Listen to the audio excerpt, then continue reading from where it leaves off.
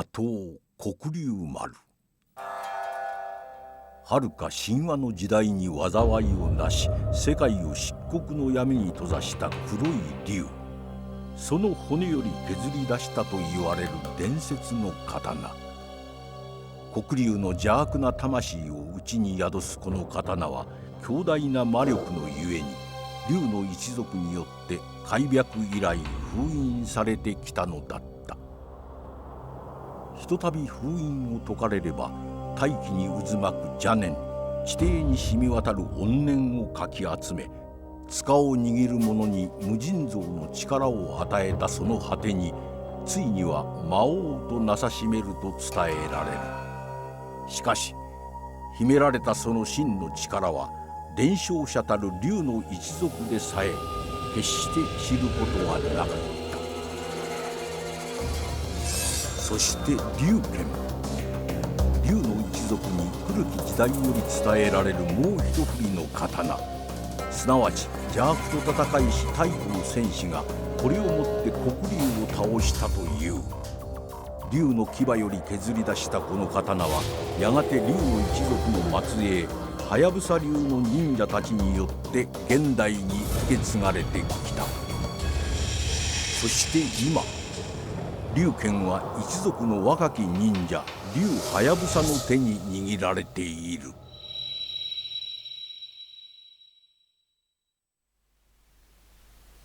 And there you have it. We are playing Ninja Gaiden for the Xbox. And I'm not going to read those, so you can read those if you want. This is Ninja Gaiden! Not Black, or 2, or Sigma, or whatever. Just Ninja Gaiden. Released. Published by Tecmo, developed by Team Ninja in 2004 for the original Xbox. I like Xbox games, can you tell? Finally got my hands on this. That's a kunai scroll.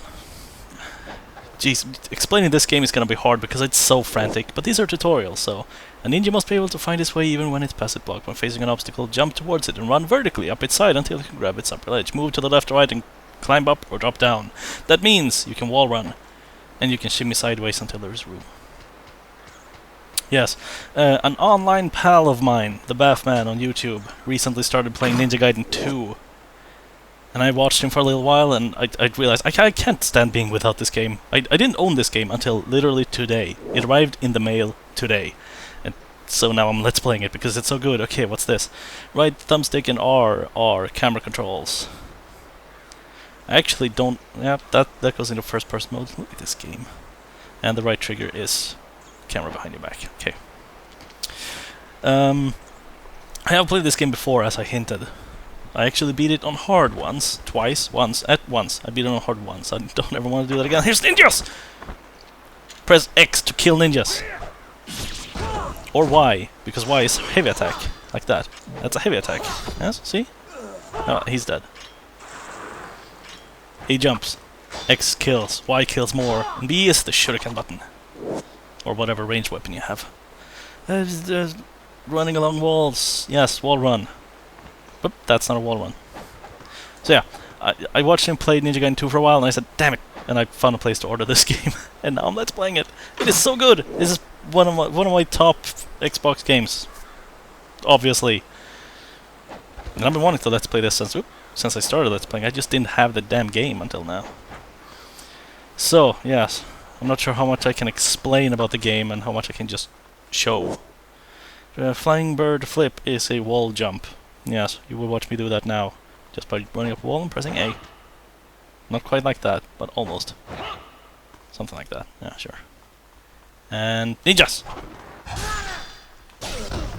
Oh, I'm gonna try to explain the combat in this game, because the combat is what makes Ninja Gaiden. It's one of the styles of games that it got compared with, I think, perhaps a little bit earnestly, compared to games like Devil May Cry. But I can see why, because it's a third-person action game with a lot of hectic stuff and combo-focused stuff. The combat is what makes this game. The combat and the movement, which is just the snappiest, most pleasurable thing I've ever played, as far as third-person melee action goes.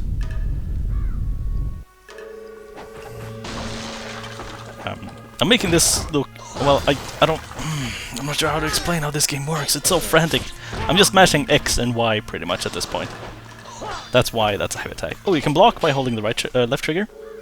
These guys are just stupid brown ninjas. They can't even break my guard if I'm blocking.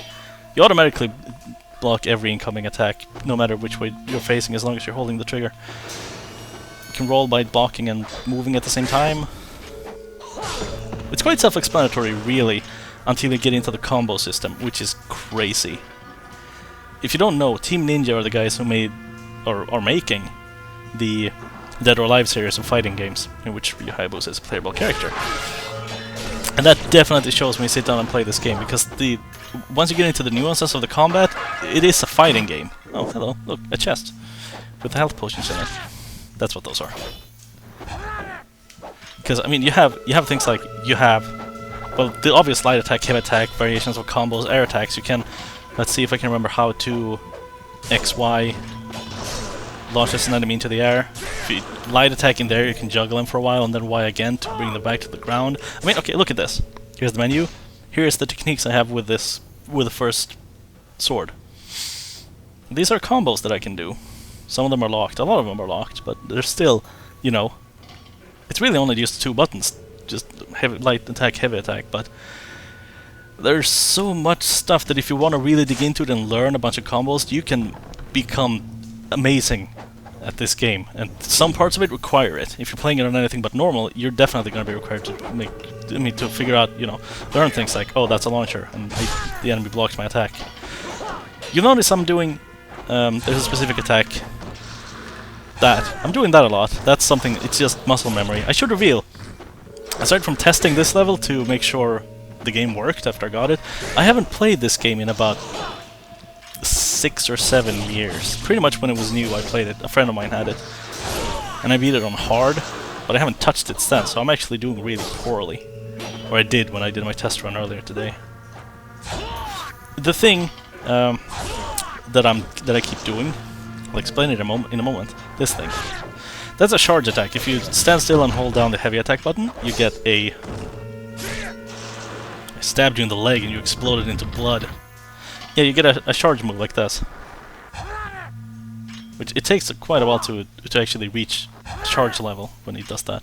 But in typical fighting game style, if you press and hold the charge button or the heavy attack button exactly at the moment you land from a jump, not like that, that was still in the air, like that, it skips the charging animation, and you skip right to the charge attack, which is invaluable, and I remember that very firmly because you need to use that later on. There's a thing where you may observe that enemies are dropping yellow orbs. Those are essence. This guy has a key. I'm gonna give him his mouth. Complicated stuff. Yeah, you'll see. That's essence. The yellow is basically gold. You can upgrade stuff with yellow. There's also blue and red, which we'll come into later. The blue gives your health back, and red is basically mana. It's not mana, but you know, it's key, I think. Spiritual energy for spells. And if you have essence around you while you do a charge move, this one, you will absorb the essence and your attack becomes stronger. If you absorb 2 yellow essences, or one of the others, I think it is, you unlock, or you perform an ultimate technique, I think they call it. And those things do hella damage. And to really pull that off efficiently, you have to, you know, get the timing down just right for your landing charge, otherwise it takes too long to charge up to be viable in combat. Like this. This is an ultimate technique. It's basically autopilot. You absorb enough essence and then he just unleashes on the enemy. Depending on what weapon you have, he'll do different things. Some of them are good against multiple enemies, some of them are just super damage against a single one. You saw I took out 2. Damn, it's so hard to talk and play at the same time. You saw I took out 2 with that one, so it's kind of it damages whatever happens to be nearby. But there are later ones that... I absorbed 1 essence there, did a more powerful attack, but not an ultimate technique.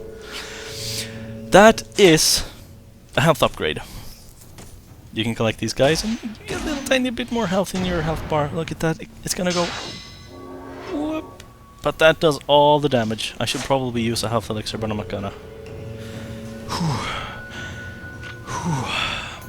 Have you noticed that this game looks amazing yet? Because it does. I'll remind you, this game is 8 years old. There are Xbox and PlayStation games released today that look significantly worse than this. And in fact, my capture card is so cheap that it doesn't even do this game justice. Silky smooth, 60 frames per second all the way through. The animation is amazing. The textures are a bit low resolution, but god damn, it's an Xbox. It's an original Xbox under the hood here. And things like the animations are obviously amazing. Some of the particles look great. The trails behind the sword, I'm still impressed by. I'm gonna have to use an essence or an elixir. These white guys, bastards. They're the first real threat in the game. These brown dudes, you can just run around and hit them and they're not gonna do much. But the white ones, they block. I think they might have a ranged attack, or maybe they only use that on harder difficulties. I can't remember. I didn't mean to do that, but whatever.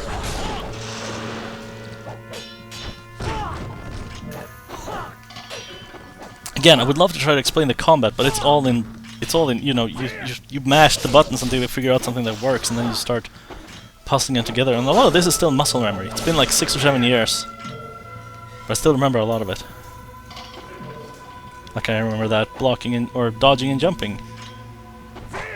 You're supposed to go through there, but you have to fall down here first. And that's okay, because there's an elixir back here. I think. Yes. Great spirit elixir for lots of health. And introduces the bat. Most pointless enemy in the game. They have a use, we'll get into that later. But it's really just shuriken trading. Press the B button to do a ranged attack with whatever ranged weapon you have. Pretty much locks on to whatever enemy he's looking at, actually. What are you looking at, are you? I like hitting things. Oop, I didn't open this. Yeah, this game is quite amazing. What does this say? Running. Remember that unnecessary acrobatics may backfire on you. Yes. If you try to wall jump up here, you're not going to make it. You just have to run. Yeah, it's this game. Yep.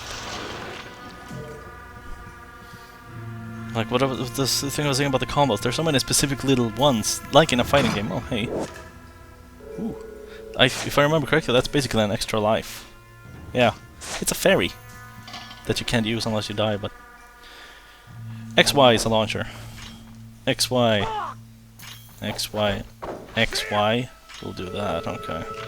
If you have an enemy actually attached to you up in there, you can juggle him for a while. No, you can't! Okay, I'll unlock that later. I remember that you can, but apparently I can't do that yet. I can only do one hit in the air. You end up upgrading your sword and acquiring new weapons, and all of the upgrades will unlock more combos for your current weapon. And obviously all the new weapons will have vastly different combos going on. They're useful for different things. I kinda would have liked to score Ninja Gaiden Black, which was kind of an expanded version of this game.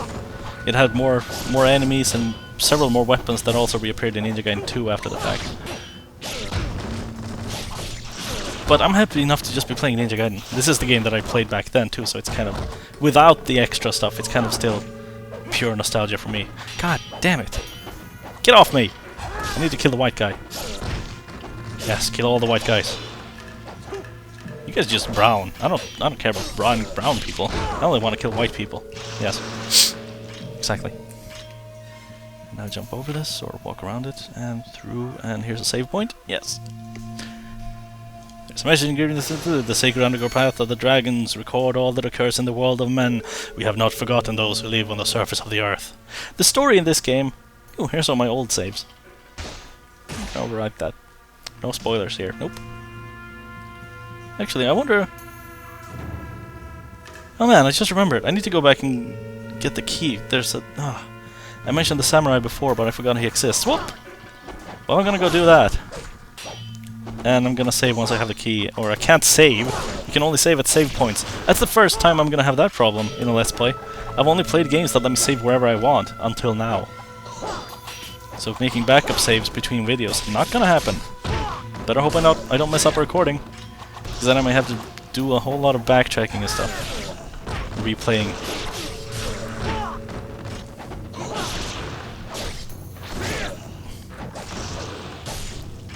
I'm starting to get the hang of this at least. Hey. health, gimme. Oh, now I'm in here. You guys gonna follow me? I don't think they're gonna follow me. Well, okay. There's a lot of backtracking. Interesting thing about this game, it's kind of not open world, but it has a very definitive sense of place. Yeah, so you have to get the fangs from that chest under there, and then he's like, "Oh, thanks. Here's a key." Why don't you just chop his arm off and take the damn thing? Come on. Oh, that's the door I was going to interact with. Nope, not going to do that. I think I can make it back to the save point before my arbitrary time limit runs out. I don't want to make videos too long. Yeah, it's kind of a... I'm going to keep... Well, actually, I could just... No! I didn't want... Oh, well, okay. I guess I'm taking this way. Ryu's badass. He can throw shurikens wherever, whenever. You can throw those at any time as long as you're not attacking. Whether you're dodging or jumping, we're doing a dodge-jump combination, he's just gonna throw those things wherever. That's awesome. Screw you guys, I'm gonna save! And talk about the open world next video. Which isn't an open world, but whatever. Alright. Whew. Whew. See you next time.